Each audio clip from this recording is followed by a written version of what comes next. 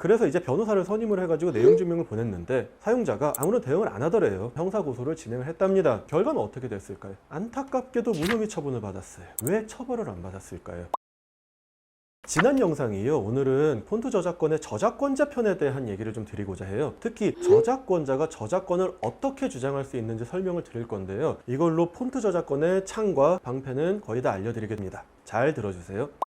이번에도 억울한 상담 사례 하나 얘기를 좀 드릴게요. 예를 들어서 철수라는 저희 의뢰인은 폰트를 창작해서 판매하는 저작권자였어요. 근데 이분이 어느 날 폰트를 거래하는 사이트에 올려가지고 본인의 폰트를 팔았는데 그게 불법 유통이 됐었나 봐요. 그러던 중 그 폰트를 불법으로 다운받아서 사용하던 사용자 하나를 잡았어요. 어디서 잡았을까요? 유튜브에서 잡았어요. 그 영상을 유튜브 영상에 사용을 했던 거예요. 그래서 이제 변호사를 선임을 해가지고 내용 증명을 보냈는데 사용자가 아무런 대응을 안 하더래요. 그래서 이제 선임한 변호사님을 통해서 형사고소를 진행을 했답니다. 결과는 어떻게 됐을까요? 안타깝게도 무혐의 처분을 받았어요. 그리고 나서 아무리 생각해도 좀 억울하신 것 같다는 생각을 하셨는지 이제 저를 찾아오시게 됐었던 일입니다. 자, 여러분. 왜 처벌을 안 받았을까요? 먼저 저작권자님들께 말씀을 드리고 싶네요. 저작권자님들, 저작권 침해로 처벌하고 싶으면은 두 개가 필요해요. 하나는 저작권자의 고소, 다른 하나는 침해자의 고의. 여기서 중요한 건 뭘까요?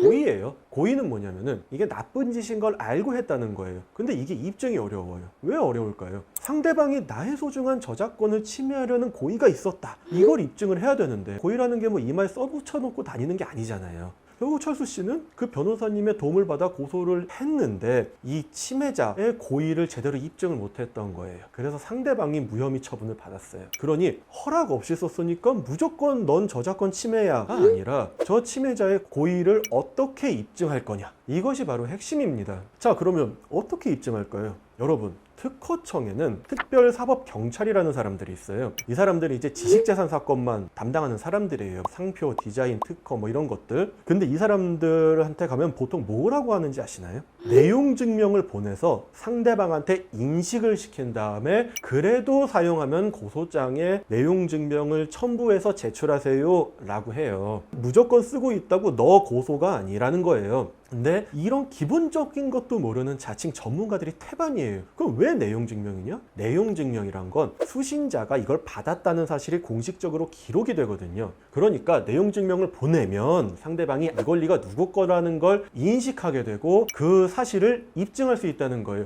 그 이후에도 사용을 하면 고의가 인정이 되겠죠. 그래서 저작권자가 열심히 내용 증명을 보내는 거예요. 근데 이걸 미리 안 해놓으면 고의의 입증이 엄청나게 어려워지는 거예요. 입증 못할 건 아니지만 가시밭길을 굳이 내 발로 찾아 들어갈 필요는 없잖아요. 자, 이제 아까 말씀드린 사례로 돌아가면은 이런 제대로 된 작업을 안 하고 잘 모르는 전문가 얘기만 듣고 고소장을 날렸더니 고의에 대한 입증이 안 돼서 무혐의가 나왔어요. 내용 증명을 보낸 후에 내용 증명을 무시하고 사용했다는 거에 대한 입증이나 확인도 제대로 안 하고 그냥 내용 증명 보내고 답변 없으니까 고소부터 해버린 거예요. 변호사가 하자는 대로 했던 거예요. 그래서 과정을 대충 하는 것이 이렇게 위험한 겁니다. 여러분, 실무를 하다 보면은 침해자들이 일단 내용 증명을 받잖아요. 그러면은 대부분의 침해자들은 일단 사용을 안 해요. 짧게는 한두 달 정도부터 길게는 몇 개월까지도 사용을 안 해요. 그럼 제가 아까 말씀드렸듯이 사용을 해야 된다 그랬잖아요. 내용 증명을 받고 사용을 해야 고의가 입증이 되는데 이 사용에 입증이 안 되는 거예요. 그런데 왜 고소장을 날릴까요?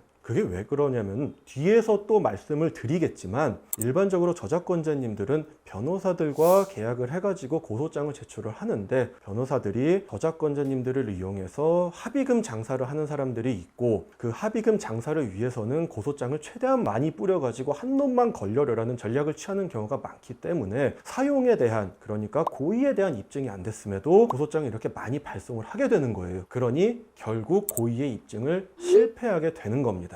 저는 이제 이 사건을 어떻게 풀어나가는 것이 좋을지를 좀 면밀히 검토한 후에 이젠 형사는 좀 어렵고 대신 고의 부분을 강화해서 손해배상 청구를 진행하자라는 좀 제안을 드렸습니다. 이 사건은 현재 진행을 준비 중이고요. 만약에 승소하게 된다면 상대방은 상당한 금전적 출혈이 있을 것 같습니다. 그러니 저작권자님들이 고소를 할 때 한 번을 해도 제대로 준비하고 하시길 권해드리는 거예요. 안 그러면은 돈은 돈대로 쓰고 아무런 결과도 못 받아요. 자, 이제는 이 얘기의 연장선에서 변호사의 합의금 요구에 대한 개인적인 견해를 좀 드릴게요. 전국의 폰트 저작권자님들, 저작권자님 이름으로 발생되는 내용 증명 직접 혹시 꼼꼼하게 확인해 본 적이 있으실까요? 보통 내용들을 보면은 너가 몇 월 며칠에 올린 영상에 우리 폰트 들어갔으니까 합의금을 내놔, 아니면 우리 물건 구매해, 안 그럼 고소할 거야, 이게 전부예요. 근데 여기서 상대방이 고의로 폰트를 썼는지 정말 모르겠는지 어떻게 알겠어요? 심지어 진짜 억울한 경우도 있었어요. 제가 실제로 들었던 얘기 중에 회사에 신입으로 들어와가지고 그냥 아무것도 모르고 사용하다가 내용 증명 받고 고소한다고 하고 싫으면 합의금 내놓으라고 하니까 무서워서 퇴사하셨다는 얘기도 저는 들어봤어요. 그런데 그 저작권에 대해 잘 모르시는 저작권자님을 이용해서 이렇게 고소장을 날리게 하고 합의금 대신 받아주는 장사를 유도하는 사람들이 업계에 상당히 많은 걸로 알고 있어요.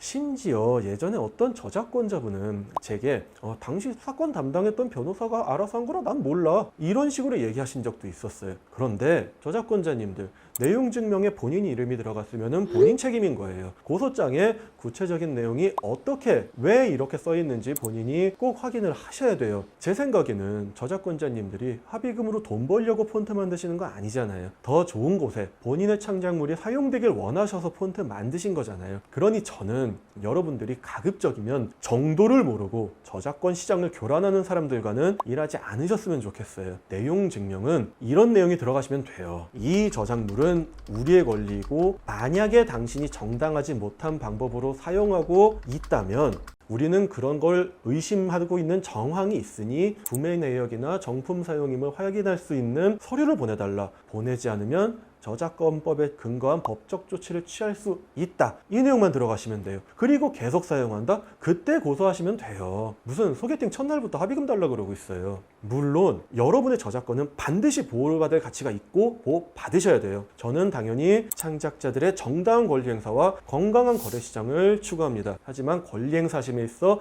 단 한 건의 내용 증명이라도 꼼꼼하게 준비하시고 진행하시되 남용은 하지 않으셨으면 좋겠다는 얘기를 하고 싶은 겁니다. 다음 영상에서는 더 다양하고 재밌는 사례로 돌아오도록 하겠습니다. 감사합니다.